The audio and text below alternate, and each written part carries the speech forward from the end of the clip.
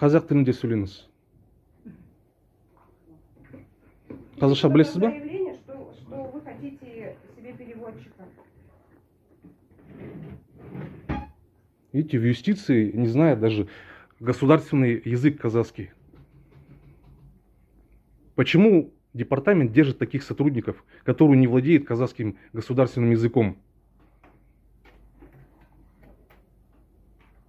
Все, кто не владеет государственным языком, всех надо привлекать к ответственности.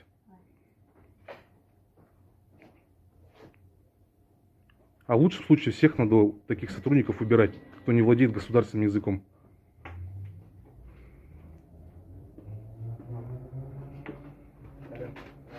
Можно узнать, почему вы не владеете государственным языком?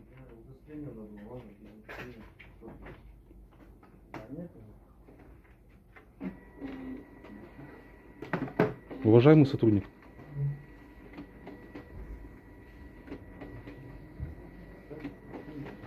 Видите, они не знают государственный язык, игнорируют.